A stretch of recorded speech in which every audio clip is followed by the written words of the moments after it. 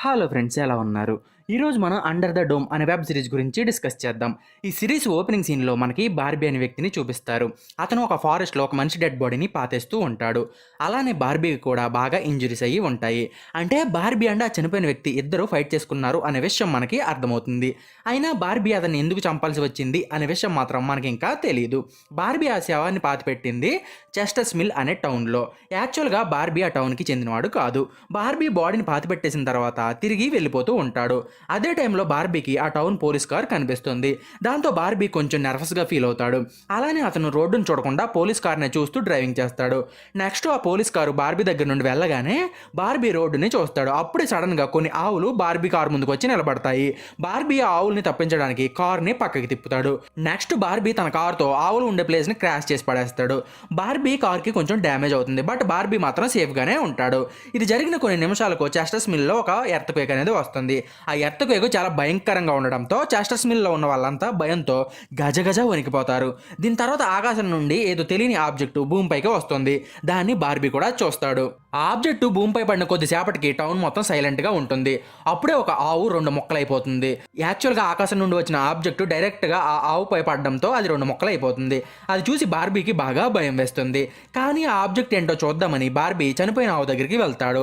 అప్పుడే అతనికి అక్కడ ఒక ఇన్విజిబుల్ వాల్ అనేది కనిపిస్తుంది. ఆ వాల్ చాలా షార్ప్గా కూడా ఉంటుంది. ఆ వాల్ సిటీలో ఉన్న ఇల్లును కూడా కట్ చేసి పడేస్తుంది. నెక్స్ట్ జో అనే కుర్రాడు బార్బీ బాగానే ఉన్నాడో లేదో చూడడానికి అతని దగ్గరికి వస్తాడు. అలానే జో కూడా ఇన్విజిబుల్ వాల్ని చూసి బాగా సర్ప్రైజ్ అయిపోతాడు. దీని తర్వాత టౌన్లో ఉన్న పీపుల్ టౌన్లో పవర్ సప్లై పోయిందని ఆ టౌన్ షెరీఫ్ అండ్ అతని డిప్యూటీ అయిన లిండాకి ఇన్ఫార్మ్ చేస్తారు. పవర్ కట్టే కాకుండా ఫోన్ లైన్స్ అండ్ ఇంటర్నెట్ కూడా ఆ టౌన్లో వర్క్ అవ్వవు. అంటే ఆ టౌన్కి రావాల్సిన శాటిలైట్ సిగ్నల్స్ని ఆ ఇన్విజిబుల్ వాల్ ఆపేస్తుందనే విషయం మనకి అర్థమవుతుంది. దెన్ ఒక ఎయిర్ప్లేన్ ఈ టౌన్ పై నుండి వెళ్తుంది.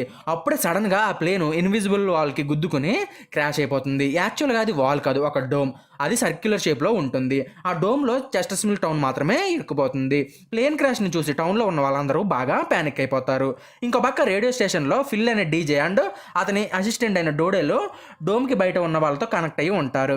ఇది తెలిసి వీళ్ళు కూడా సర్ప్రైజ్ అయిపోతారు. ఇప్పుడు వీళ్ళ ద్వారా మాత్రమే డోమ్లో ఉన్న వాళ్ళు బయట ఉన్న వాళ్ళతో కాంటాక్ట్ అవ్వగలరు. ఇది తెలిసి ఫిల్ చాలా సంతోషపడతాడు. ఎందుకంటే ఈ విధంగా ఆయన తమ రేడియో స్టేషన్ రేటింగ్ పెరుగుతాయని వాళ్ళు భావిస్తారు. నెక్స్ట్ ప్లేన్ క్రాష్ అయిన విషయం తెలిసి ఒక ఫైర్ ట్రక్ డోమ్ దగ్గరికి వస్తూ ఉంటుంది. అది చూసి బార్బీ ఆ ట్రక్ను ఆపడానికి ట్రై చేస్తాడు. బికాజ్ ఒకవేళ ఆ ట్రక్ కనుక డోమ్ దగ్గరికి వస్తే అది కూడా ప్లేన్ లాగే క్రాష్ అయిపోతుంది. అందువల్లే బార్బీ దాన్ని ఆపడానికి ట్రై చేస్తాడు. ఫైనల్గా అతను ఫైర్ ఇంజన్ని ఆపగలుగుతాడు. అదే టైంలో పోలీసులు కూడా డోమ్ దగ్గరికి వచ్చి ఇన్వెస్టిగేట్ చేస్తారు. బట్ ఆ డోమ్ గురించి పోలీసులకు కూడా ఏమీ అర్థం కాదు. Town council man Big Jim అనే వ్యక్తి కూడా డోమ్ దగ్గరికి వస్తాడు. అతను కూడా మిగతా వాళ్ళలాగే కన్ఫ్యూజ్ అయిపోతాడు. నెక్స్ట్ ఒక గ్రూప్ చెస్టర్స్ మిల్స్కి వచ్చే ప్రతి రోడ్లో కూడా ఈ డోమ్ ఉందని, దానివల్ల యాక్సిడెంట్స్ అవుతున్నాయని పోలీసులకి ఇన్ఫార్మ్ చేస్తారు. సో ఇప్పుడు వీళ్ళు ఆ యాక్సిడెంట్స్ని ఆపాలంటే ఇమీడియట్గా ఒక ఎమర్జెన్సీ అనౌన్స్మెంట్ని ఇవ్వాల్సి ఉంటుంది. ఇంకో పక్క జూనియర్ అండ్ యాంజీ అనే ఇద్దరు లవర్స్ పొద్దున్నే మంచి పనిలో ఉంటారు. యాంజీ జోకి అక్క అవుతుంది. ఆమె ప్రస్తుతం ఒక వాలంటీర్ నర్సు. పని అయిపోయిన తర్వాత జూనియర్ తనకి యాంజీపై ఉన్న లవ్ని కన్ఫెస్ చేస్తాడు. కానీ యాంజీ మాత్రం నాకు నీపై అలాంటి లవ్ ఫీలింగ్స్ ఏమీ లేవని అతనికి చెప్తుంది. దాంతో జూనియర్ హార్ట్ బ్రేక్ అవుతుంది. నెక్స్ట్ జూనియర్ అండ్ యాంజీల మధ్య ఒక ఆర్గ్యుమెంట్ అనేది జరుగుతుంది. అప్పుడు యాంజీ జూనియర్ చంప చెల్లు మనలాగా ఒక్కటి పీకుతుంది. అలాగే అక్కడ నుండి వెళ్ళిపోతుంది. జూనియర్ ఇప్పుడు చాలా సాడ్గా ఫీల్ అవుతూ ఉంటాడు. నెక్స్ట్ మనకి ఒక ఫ్యామిలీని చూపిస్తారు. వీళ్ళలో నోరి అనే అమ్మాయి తన ఇద్దరు అమ్మలైన క్యారలిన్ అండ్ ఏలిస్లతో కలిసి ఆ టౌన్ని విజిట్ చేయడానికి వస్తుంది. యాక్చువల్గా వీళ్ళు ఒక చిన్న పని మీద ఆ టౌన్కి వస్తారు. వర్క్ ఫినిష్ అవ్వగానే టౌన్ని వదిలేసి వెళ్ళిపోదామని అనుకుంటారు. కానీ డోమ్ టౌన్ని కవర్ చేసింది అనే విషయం గురించి వీళ్ళకి తెలియదు. ఇదే టౌన్లో జూలియా అనే ఇన్వెస్టిగేషన్ రిపోర్టర్ కూడా ఉంటుంది. అదే రోజు మార్నింగ్ చెస్టర్స్ మిల్స్లో ఉన్న ఒక లేడీ ఆ టౌన్లో ఏదో సస్పిషియస్గా జరుగుతుంది అని ఇన్ఫర్మేషన్ ఇవ్వడంతో జూలియా ఆమె ఇంటికి వస్తుంది. యాక్చువల్గా ఆ లేడీ ఈ వారం 6 ప్రొపెన్ ట్యాంక్స్లు సిటీలోకి వచ్చాయి అని జూలియాకి చెప్తుంది. అలానే ఆ ట్యాంకులను ఏవో అడ్డ పని కోసమే టౌన్లోకి తీసుకొస్తున్నారని, మామూలుగా అయితే టౌన్ మొత్తానికి అన్ని ట్యాంక్స్ అవసరం లేదని జూలియాకి చెప్తుంది. అది విని జూలియా కూడా ఆ ట్యాంక్స్ని దేనికోసం తీసుకెళ్తున్నారో నేను ఇన్వెస్టిగేషన్ చేస్తానని చెప్తుంది. కానీ ఆమె కూడా ఆ ట్యాంక్స్ గురించి పెద్దగా పట్టించుకోదు. ఇంకో పక్క బిగ్ జిమ్ రేడియో స్టేషన్ దగ్గరికి వెళ్ళి స్టేట్ ఆఫ్ ఎమర్జెన్సీని టౌన్ వాళ్ళకి అనౌన్స్ చేస్తాడు. ఆ న్యూస్ని క్యారలిన్ కూడా వింటుంది. బట్ ఆ news some kind of advertisement కోసమనే అనుకుంటుంది. క్యారలిన్ చాలా ఫాస్ట్గా తన కార్ని డోమ్ వైపు పోనిస్తుంది. అదే టైంలో ఒక ట్రక్ వీళ్ళకి ఎదురుగా వస్తుంది. ఆ ట్రక్ నేరుగా డోముకు గుద్దుకుని ముక్కలు అయిపోతుంది. అది చూసిన వెంటనే క్యారలిన్ వాళ్ళు తమ కారుని ఆపి కిందకి దిగి అక్కడ జరిగిన విధ్వంసాన్ని చూసి షాక్ అవుతారు. ఇప్పుడు ఈ ఫ్యామిలీ సేఫ్ అయింది, కానీ నోరికి మాత్రం సీజర్స్ వచ్చి స్పృహ తప్పుతుంది. అదే టైంలో నోరి పింక్ స్టార్స్ అని దేని గురించో చెప్తూ ఉంటుంది. దీని తర్వాత క్యారలిన్ వాళ్ళు నోరిని టౌన్ హాస్పిటల్కి తీసుకెళ్తారు. ఇప్పుడు హాస్పిటల్ మొత్తం యాక్సిడెంట్స్ జరిగిన పేషెంట్స్తో నిండిపోయి ఉంటుంది. జూలియా అండ్ బార్బీలు కూడా హాస్పిటల్ దగ్గరే ఉంటారు. జూలియా హస్బెండ్ అదే హాస్పిటల్లో పనిచేస్తాడు. సో జూలియా తన హస్బెండ్ని కనిపెట్టడానికి వెళ్తుంది. బట్ అతను ఆ రోజు హాస్పిటల్కి రాలేదని జూలియాకి తెలుస్తుంది. హాస్పిటల్ బయట బార్బీ యాంజీని కలుస్తాడు. ఆ టైంలో యాంజీ సిగరెట్ కలుస్తూ ఉంటుంది. వీళ్ళిద్దరూ సిగరెట్స్ గురించి మాట్లాడుకుంటారు. వీళ్ళిద్దరిని అలా చూసి జూనియర్ చాలా జలస్గా ఫీల్ అవుతాడు. జూనియర్ చాలా కాలం నుండి యాంజీని లవ్ చేయడంతో అతని ప్రేమ కాస్త అబ్జెషన్గా మారిపోతుంది. సో ఇప్పుడు యాంజీ వేరే వాడితో మాట్లాడుతుండేసరికి జూనియర్కి ఒక ఆలోచన వస్తుంది. దాంతో వెంటనే అతను తన జేబులోంచి ఒక కత్తిని బయటకు తీస్తాడు. ఇక డోమ్ బార్డర్స్ దగ్గరికి ఒక మిలిటరీ, కొంతమంది సైంటిస్టులు అండ్ ఎక్స్పర్ట్స్ వస్తారు. వీళ్ళందరూ కూడా అసలు ఆ డోమ్ ఏంటి, అది ఎక్కడికి ఎలా వచ్చింది అనే విషయాల గురించి తెలుసుకోవడానికి ఇన్వెస్టిగేషన్ చేస్తారు. బట్ ఎవరికి కూడా ఏమీ తెలీదు.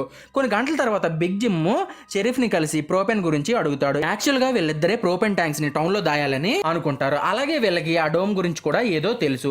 బట్ ప్రస్తుతం వీళ్ళు దాని గురించి మాట్లాడాలని అనుకోరు. బార్బీ ఆ ఊరు వాడు కాకపోవడంతో అతను ఎక్కడ స్టే చేయాలో తెలియక తన కారు దగ్గరే ఉంటాడు. అదే టైంలో జూనియర్ కూడా బార్బీ దగ్గరికి వచ్చి అతనితో మాట్లాడతాడు. అలా మాట్లాడుతూనే బార్బీకి వార్నింగ్ ఇస్తాడు. బట్ బార్బీకి మాత్రం అసలు జూనియర్ ఏం మాట్లాడుతున్నాడు అనే విషయం గురించి తెలియదు. అప్పుడే జూలియా అక్కడికి వస్తుంది.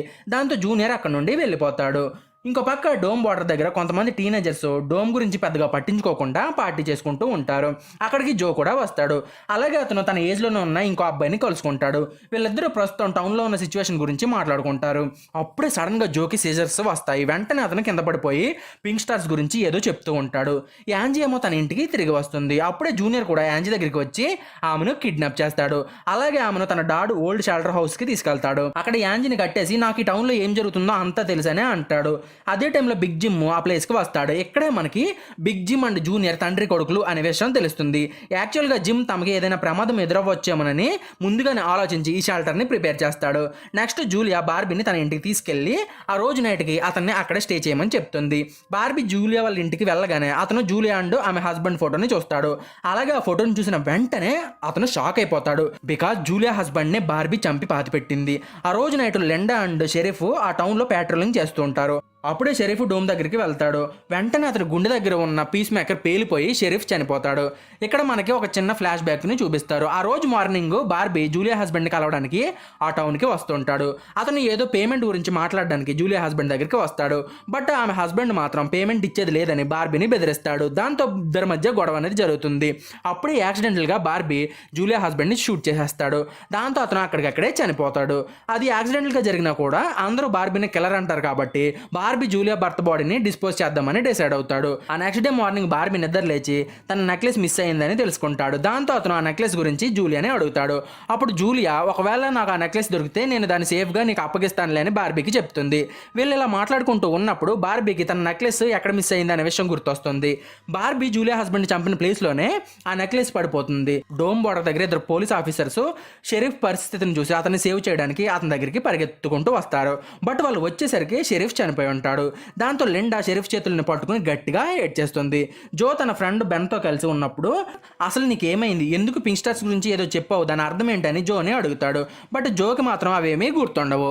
రేడియో స్టేషన్లో డోడే డోమ్కి బయట ఉన్న వాళ్ళని కాంటాక్ట్ అవ్వడానికి ట్రై చేస్తుంది. డోడే వాళ్ళ దగ్గర ఒక స్పెషల్ మెషిన్ అనేది ఉంటుంది. దాని సహాయంతో డోమ్ బయట ఉన్న సోల్జర్స్ ఏం మాట్లాడుకుంటున్నారో తెలుసుకుంటుంది. సోల్జర్స్ ఎప్పటికీ కూడా ఆ డోమ్ ఏంటో తెలుసుకోలేకపోతారు. దాంతో సోల్జర్స్ సైంటిస్టులు అందరూ కూడా కన్ఫ్యూజన్లో ఉన్నారనే విషయం డోడేకి తెలుస్తుంది. బిగ్ జిమ్ ఏమో టౌన్ హోటల్లో బ్రేక్ఫాస్ట్ చేయడానికి వెళ్తాడు. అప్పుడే లిండా కూడా అక్కడికి వెళ్ళి షెరీఫ్ చనిపోయాడనే విషయం గురించి బిగ్ జిమ్కి ఇన్ఫార్మ్ చేస్తుంది. దాంతో వెంటనే బిగ్ జిమ్ వాళ్ళు టౌన్ మార్చరీ దగ్గరికి వెళ్తారు. ఇంకో పక్క యాంజీ ఏమో తను ఎలాగైనా సరే బయటపడాలని చెప్పి తను ఉన్న బంకర్ నుండి తప్పించుకోవడానికి ట్రై చేస్తుంది అండ్ హెల్ప్ కోసం గట్టిగా అరుస్తుంది. బట్ ఏది కూడా సక్సెస్ కాదు. అప్పుడే జూనియర్ బంకర్లోకి వచ్చి యాంజీని పట్టుకుని చైన్స్తో యాంజీని బెడ్కి కట్టేస్తాడు. ఈ డోమ్ రావడం వల్లే యాంజీకి ఏదో జరిగింది, అందువల్ల ఆమె నన్ను రిజెక్ట్ చేస్తుంది. ఒకసారి ఈ డోమ్ వెళ్ళిపోతే యాంజీ మళ్ళీ నార్మల్ అయిపోతుంది. అప్పుడు మళ్ళీ నేను అండ్ యాంజీ లవ్ చేసుకోవచ్చు అని జూనియర్ అనుకుంటాడు. యాక్చువల్గా జూనియర్కి మెంటల్ హెల్త్ ఇష్యూస్ అనేవి ఉంటాయి. ఇంకో పక్క లెస్టర్ అనే మార్షియన్ షెరీఫ్ చనిపోయాడు అనే విషయం తెలిసి షాక్ అయిపోతాడు. ఇన్ఫాక్ట్ లెస్టర్ షెరీఫ్ మంచి ఫ్రెండ్స్. లెస్టర్ షెరీఫ్ బాడీని చెక్ చేస్తున్నప్పుడు లిండా అక్కడ ఉండదు. అదే టైంలో బిగ్ జిమ్ ప్రోపెన్ గురించి లెస్టర్తో మాట్లాడతాడు. ఇక్కడే మనకి Big Jim, Lester and sheriff ఎవరికి తెలియకుండా ఏదో తప్పు చేస్తున్నారనే విషయం అర్థమవుతుంది. షెరీఫ్ చనిపోవడంతో వీళ్ళ సీక్రెట్స్ ఎవరికైనా తెలిసిపోతాయేమోనని బిగ్ జిమ్ వాళ్ళు భావిస్తారు. కొంచెం సేపటి తర్వాత లిండా పోలీస్ స్టేషన్కి వస్తుంది. ఆ టైంలో బిగ్ జిమ్ షెరీఫ్ ఆఫీసులోకి వెళ్ళి దేనికోసమో వెతుకుతూ ఉంటాడు. సో లిండా అసలు నువ్వు ఎక్కడేం చేస్తున్నావు అని బిగ్ జిమ్ని అడుగుతుంది. వెంటనే అతను నేను షెరీఫ్కి సంబంధించిన ఒక విల్ని తీసుకెళ్దామని ఇక్కడికి వచ్చా అని లిండాకి చెప్తాడు. లిండా కూడా అతని మాటలు నమ్ముతుంది. బట్ బిగ్ జిమ్ ప్రోపెన్ ఇంపోర్ట్కి సంబంధించిన పేపర్ వర్క్ కోసం అక్కడికి వస్తాడు. ఒకవేళ ఆ పేపర్ వర్క్ కనుక ఎవరికైనా దొరికితే తనకి అండ్ లెస్టర్కి చాలా ప్రాబ్లమ్స్ వస్తాయని జిమ్ అనుకుంటాడు. షెరీఫ్ ఆఫీస్లో ప్రోపెన్కి సంబంధించిన పేపర్స్ లేకపోవడంతో మేబీ అవి షెరీఫ్ ఇంట్లో ఉండొచ్చేమోనని లెస్టర్ అండ్ జిమ్లో అనుకుని షెరీఫ్ ఇంటికి వెళ్తారు. ఇంకో పక్క జూలియా రేడియో స్టేషన్ దగ్గరికి వెళ్ళి డోమ్ బయట ఉన్న సోల్జర్స్ మాటలను వినొచ్చని తెలుసుకుంటుంది. రేడియో స్టేషన్లో ఉన్న డివైస్ సహాయంతో సోల్జర్స్ డోమ్ కింద తవ్వకాలు జరిపి లోపలికి వద్దామని అనుకున్నారు అని, బట్ అది కుదరలేదనే విషయం గురించి జూలియా వాళ్ళు తెలుసుకుంటారు. ఆ తర్వాత జూలియా ఈ న్యూస్ని రేడియో సహాయంతో టౌన్లో ఉన్న వాళ్ళకి చేరవేస్తుంది. దీనివల్ల టౌన్లో ఉన్న వాళ్ళందరూ బాగా ప్యానిక్ అయిపోతారు. జో అండ్ బెన్లో డోమ్ బార్డర్ దగ్గరికి వెళ్తారు. అదే టైంలో సైంటిస్టులు డోమ్ పై ఎక్స్పెరిమెంట్స్ చేస్తూ ఉంటారు. సైంటిస్టులు డోమ్ పై వాటర్ని స్ప్రే చేసి వాటర్ ఏమైనా డోమ్లోకి వెళ్తుందో లేదో అని చూస్తారు. కానీ ఎటువంటి కన్క్లూజన్కి రాలేకపోతారు. కానీ జో మాత్రం ఆ డోమ్ చాలా థిక్గా ఉంది అనే విషయాన్ని కనిపెడతాడు. కొంచెం సేపటి తర్వాత బార్బీ తన జూలియా హస్బెండ్ని చంపిన ప్లేస్కి వెళ్తాడు. అక్కడే బార్బీకి తన నెక్లెస్ దొరుకుతుంది. బట్ అదే టైంలో జూనియర్ కూడా అక్కడికి వస్తాడు. అలాగే అతను నువ్వు యాంజీతో పడుకున్నావు కదా అని బార్బీని అడుగుతాడు. అప్పుడే బార్బీకి జూనియర్ ఒక పిచ్చోళ్ళ ఉన్నాడు అనే విషయం అర్థమవుతుంది. నెక్స్ట్ బార్బీకి అండ్ జూనియర్కి చిన్న ఫైట్ జరుగుతుంది. బార్బీ చాలా ఈజీగా జూనియర్ని ఓడిస్తాడు. ఇంకా పక్క లెస్టర్ షెరీఫ్ ఇంట్లోకి ఎంటర్ అయ్యి ప్రోపెన్ ఇంపోర్ట్కి సంబంధించిన పేపర్స్ని వెతుకుతాడు. అలాగే అతను ఒక డ్రాయర్ కింద వాటిని కనిపెట్టి పేపర్స్ని తగలబెట్టేస్తాడు. కానీ అనుకోకుండా మంటలు షెరీఫ్ ఇంటికి అంటుకుని మొత్తం అంతా వ్యాపిస్తాయి. షెరీఫ్ ఇంటికి మంటలు అంటుకోవడంతో కొంతమంది ప్రజలు అతని ఇంటి చుట్టూ గ్యాదర్ అవుతారు. అలాగే వాళ్ళు మంటలను ఆర్పడానికి చాలా ట్రై చేస్తారు. కానీ ఫైర్ ట్రక్ లేకపోవడంతో ఆ మంటలు ఆర్పలేకపోతారు. ఒకవేళ ఆ మంటలు అలాగే వ్యాపిస్తే డోమ్ లోపల టెంపరేచర్ పెరిగిపోయి అందరూ చనిపోయే ప్రమాదం ఉందని వాళ్ళు అనుకుంటారు. సో బార్బీ అందరినీ గ్యాదర్ చేసి వాటర్ని తెప్పించి ఆ వాటర్ సహాయంతో మంటలను ఆర్పడానికి ట్రై చేస్తాడు. లిండా లెస్టర్ వాయిస్ని విని అతన్ని కాపాడడానికి షెరీఫ్ ఇంట్లోకి వెళ్తుంది. అలాగే ఆమె లెస్టర్ని కాపాడి అంబులెన్స్ దగ్గరికి తీసుకెళ్తుంది. మంటలో అంటుకుని 1 గంట అయినా సరే మంటలో ఆరో కదా అవి ఇంకా వ్యాపిస్తూనే ఉంటాయి. అప్పుడే జిమ్ ఒక లోడర్ని తీసుకొచ్చి షెరీఫ్ ఇంటిని పడగొట్టేస్తాడు. దాంతో అందరికీ కొంచెం రిలీఫ్ అనేది వస్తుంది. ఇప్పుడు డోమ్లో ఉన్న వాళ్ళందరూ కూడా బాగా అలసిపోయి ఉంటారు. అప్పుడే పాల్ అనే ఒక పోలీస్ ఆఫీసరు మనం ఈ డోమ్ నుండి తప్పించుకోలేం, మనం కనుక ఇందులో ఇరుక్కుపోతే ఖచ్చితంగా ఒకరినొకరు చంపేసుకుంటామని అంటూ డోమ్ పై షూట్ చేస్తాడు. వెంటనే బుల్లెట్ డోమ్కి తగిలి రిఫ్లెక్ట్ అయ్యి ఇంకో పోలీస్ ఆఫీసర్కి తగులుతుంది. దాంతో ఆ పోలీస్ ఆఫీసర్ అక్కడికక్కడే చనిపోతాడు. దాంతో పాల్ని అరెస్ట్ చేస్తారు. అదే రోజు నైట్ టైము జో అండ్ అతని ఫ్రెండ్స్ స్కేటింగ్ చేస్తూ ఉంటారు. అప్పుడే నోరి జో దగ్గరికి వస్తుంది. అలానే ఆమె తన ఫోన్కి ఛార్జ్ అయిపోయిందని చెప్తుంది. దాంతో జో నోరిని తన ఇంటికి తీసుకెళ్తాడు. యాక్చువల్గా జో వాళ్ళకి ఒక జనరేటర్ అనేది ఉంటుంది. మీన్వైల్ లిండా పాల్ని తీసుకుని జైలుకి వెళ్తుంది. అదే టైంలో ప్రజలు పోలీస్ సిస్టమ్ని తప్పుపడుతూ పోలీస్ స్టేషన్ ముందు ధర్నా చేస్తుంటారు. అప్పుడే జిమ్ అందరినీ కామ్ చేసి ఈ టైంలో మనం అందరం ఒకరికొకరు సహాయం చేసుకోవాలి, అంతేగాని ఇలా గొడవ పడకూడదని చెప్తాడు. లిండా పాల్ని సెల్లో పెడుతుంది. అప్పుడే అతనికి గుండె నొప్పి అనేది వస్తుంది. వెంటనే లిండా అతనికి ఏం జరిగిందో చూడడానికి సెల్ని ఓపెన్ చేస్తుంది. వెంటనే పాల్ లిండాపై అటాక్ చేసి ఆమెను సెల్లో బంధించి తను మాత్రం అక్కడ నుండి పారిపోతాడు. జూనియర్ మళ్ళీ యాంజీ దగ్గరికి వెళ్తాడు. యాంజీ జూనియర్ ఇంటెన్షన్స్ని అర్థం చేసుకుని అతన్ని ఎలాగైనా సరే మ్యానిపులేట్ చేయాలని అనుకుంటుంది. దాంతో ఆమె జూనియర్ నీకు గుర్తుందా, మన చిన్నప్పుడు ఆడుకోవడానికి ఒక టన్నల్ దగ్గరికి వెళ్ళే వాళ్ళం కదా, మేబీ ఈ డోమ్ ఆ టన్నల్ దగ్గర వర్క్ అవ్వకపోవచ్చు, మనం ఆ టన్నల్ దగ్గరికి వెళ్తే ఖచ్చితంగా తప్పించుకోవచ్చు అని చెప్తుంది. అలా చెప్తే జూనియర్ తనని రిలీజ్ చేస్తాడని యాంజీ అనుకుంటుంది. బట్ జూనియర్ యాంజీని పడుకోమని చెప్పి తను ఒక్కడ ఆ టన్నల్ దగ్గరికి వెళ్తానే అంటాడు. జిమ్ ఏమో పోలీస్ స్టేషన్లోకి వెళ్ళి లిండాని చూస్తాడు. నెక్స్ట్ జిమ్ లిండాని ఫ్రీ చేస్తాడు. ఇక్కడే పాల్ రైఫిల్ అండ్ బుల్లెట్స్ని తీసుకుని పారిపోయాడని జిమ్కి తెలుస్తుంది. దాంతో లిండా ఎలాగైనా సరే పాల్ని పట్టుకోవాలని బయలుదేరుతుంది. మేబీ పాల్ అడవులోకి పారిపోయి ఉండొచ్చని లిండా భావిస్తుంది. మీన్వైల్ జిమ్ ఒక సెర్చ్ పార్టీని స్టార్ట్ చేస్తాడు. క్యార్లిన్ ఏమో నోరీ కోసం వరి అవుతుంది. కానీ నోరీ ఏమో తన అమ్మలకి ఏమీ చెప్పకుండా జోతో స్టే చేస్తుంది. జిమ్ హోటల్ దగ్గరికి వచ్చి పాల్ని వెతకడానికి సహాయం చేయమని అక్కడ ఉన్న వాళ్ళని అడుగుతాడు. అలాగే అతను బార్బీని కూడా హెల్ప్ అడుగుతాడు. బార్బీ ఫైర్ అంటుకున్నప్పుడు చేసిన పని చూసి జిమ్ అతని హెల్ప్ని అడుగుతాడు. నెక్స్ట్ అందరూ కలిసి అడవిలోకి వెళ్తారు. అక్కడే బార్బీ తన స్కిల్స్ని చూపిస్తాడు. ఇక్కడే బార్బీ మిలిటరీలో పనిచేశాడనే విషయం రివీల్ అవుతుంది. జూనియర్ ఏమో టన్నల్ దగ్గరికి బయలుదేరతాడు. అప్పుడే జూలియా జూనియర్ని చూసి తను ఎక్కడికి వెళ్తున్నాడని అడుగుతుంది. అడుగుతుంది. జూలియాని చూసి జూనియర్ కొంచెం నర్వస్గా ఫీల్ అవుతాడు. అలాగే నర్వస్గానే ఫీల్ అవుతూ సమాధానాన్ని ఇస్తాడు. దాంతో జూలియాకి జూనియర్పై డౌట్ వస్తుంది. తర్వాత జూలియా కూడా జూనియర్ని ఫాలో అవుతూ టనల్ దగ్గరికి వెళ్తుంది. జో అండ్ నోరీలు జో వాళ్ళ ఇంట్లోనే బ్రేక్ఫాస్ట్ చేస్తారు. ఆ టైంలో జో చాలా నర్వస్గా ఉంటాడు. ఎందుకంటే అతను ఎప్పుడు కూడా ఒక అమ్మాయితో ఇంతసేపు గడిపిందే లేదు. ఆన్ ది అదర్ హ్యాండ్ నోరీ చాలా కాన్ఫిడెంట్గా కూడా ఉంటుంది. వీళ్ళు ఇలా మాట్లాడుకుంటూ ఉన్నప్పుడు బెన్ ఇంకో ఇద్దరు అమ్మాయిలని ఫోన్ ఛార్జింగ్ పెట్టడానికి తీసుకొస్తాడు. బెన్ ఆ అమ్మాయిలని ఇంప్రెస్ చేయాలని జో వాళ్ళ ఇంటికి తీసుకొస్తాడు. ఇక చేసేది ఏమీ లేక జో కూడా వాళ్ళని ఇంట్లోకి రానిస్తాడు. ఇంకో పక్క అడవిలో బార్బీ వాళ్ళు పాల్ కోసం సెర్చ్ చేస్తున్నప్పుడు పాల్ ఒక వ్యక్తి కాల్పై షూట్ చేస్తాడు. అది చూసి జిమ్ అండ్ బార్బీలు అతన్ని పట్టుకోవడానికి వెళ్తారు. టన్నల్లో జూనియర్ డోమ్ బార్డర్ దగ్గరికి వెళ్తాడు. టన్నల్ లోపల కూడా డోమ్ ఉందని తెలుసుకుంటాడు. జూనియర్ డోమ్ దగ్గరికి వెళ్ళిన తర్వాత అతని ఫ్లాష్ లైట్ పేలిపోతుంది. జూలియా కూడా అక్కడికి వస్తుంది. ఆమెను చూసి జూనియర్ చాలా అప్సెట్ అవుతాడు. జూనియర్కి పిచ్చి కోపం వచ్చి డోమ్ని గట్టిగా కొడతాడు. వెంటనే జూలియా అతన్ని ఆపుతుంది. ఇప్పుడు ఇద్దరు నేలపై కూర్చుని మాట్లాడుకుంటారు. అలాగే కొంచెం రెస్ట్ తీసుకుంటారు. జూలియా తన గురించి జూనియర్కి చెప్తుంది. నేను పాస్ట్లో చేసిన ఒక చిన్న తప్పు వల్ల ప్రస్తుతం నాకు నచ్చకపోయినా సరే ఈ జర్నలిస్ట్ జాబ్ చేస్తున్నా అని చెప్తుంది. వీళ్ళు ఇలా మాట్లాడుకుంటూ ఉన్నప్పుడు బార్బీ నన్ను కొట్టాడని జూనియర్ జూలియాకి చెప్తాడు. అలాగే అతను మంచోడు కాదు, నువ్వు అతను కొంచెం దూరంగా ఉండడం మంచిదని జూనియర్ జూలియాతో అంటాడు. ఇంకో పక్క జో హౌస్ మొత్తం జనాలతో నిండిపోయి ఉంటుంది. అందరూ కూడా జో వస్తువులను వాడుకుంటూ ఉంటారు. వాళ్ళలో కొంతమంది అయితే ఆ ఇల్లు వాళ్ళది కాకపోయినా సరే కరెంటు వాడుకుంటున్నందుకు డబ్బులు పే చేయమని మిగతా వాళ్ళని అడుగుతారు. ఎవరు కూడా ఆ గ్యాంగ్ని ఎదిరించలేకపోతారు. బట్ నోరీ మాత్రం ఆ గ్యాంగ్ దగ్గరికి వచ్చి గొడవ పెట్టుకుంటుంది. ఇప్పుడు నోరీకి అండ్ ఆ గ్యాంగ్ వాళ్ళ మధ్య మాటలు పెరుగుతాయి. బట్ అదే టైంలో జో వాళ్ళ ఇంట్లో షార్ట్ సర్క్యూట్ అనేది అవుతుంది. వెంటనే అందరూ ఆ ఇంట్లో నుండి వెళ్ళిపోతారు. నోరీ మాత్రం జో తనకు సపోర్ట్గా ఉన్నందుకు చాలా హ్యాపీగా ఫీల్ అవుతుంది. మీన్ వైల్ అడవిలో బార్బీ వాళ్ళు పాల్ని కనిపెట్టేస్తారు. ఇప్పుడు పాల్ దగ్గర కూడా గన్ ఉండడంతో అతను జిమ్ని షూట్ చేయబోతాడు. అప్పుడే లిండా వెనక నుండి వచ్చి పాల్ని షూట్ చేసి చంపేస్తుంది. జో ఇంట్లోకి కార్లైన్ వచ్చి నోరీ నువ్వు ఎక్కడికైనా వెళ్లే ముందు నాకు చెప్పాలి కదా అని నోరీపై కోపడుతుంది. అప్పుడే నోరీ అండ్ జోలో ఒకరి చేతిని ఒకరు పట్టుకుంటారు.